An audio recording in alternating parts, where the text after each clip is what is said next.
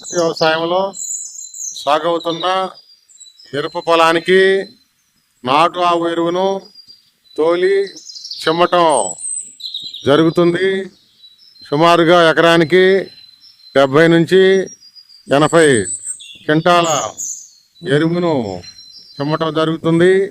దీన్ని సంపూర్ణంగా ఎటువంటి రసాయనాలు వాడకుండా ప్రకృతి వ్యవసాయంలో గత 10 సంవత్సరాల నుండి సాగు చేయటం జరుగుతుంది.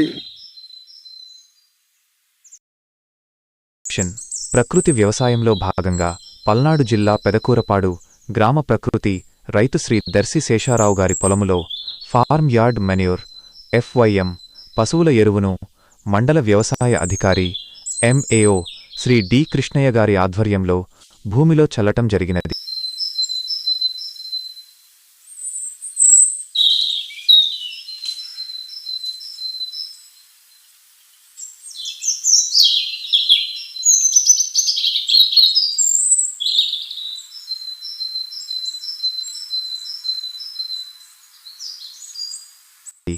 ఈ వీడియోలో పశువుల ఎరువును భూమికి అందించడం వల్ల కలిగే లాభాలు, ప్రకృతి వ్యవసాయంలో దాని ప్రాముఖ్యతను అధికారులు మరియు రైతుల ద్వారా తెలుసుకుందాం.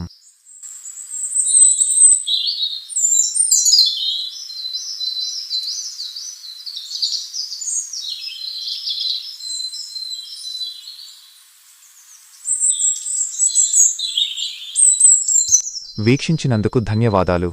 మరిన్ని వ్యవసాయ సమాచారం కోసం మా ఛానల్ని సబ్స్క్రైబ్ చేసుకోండి.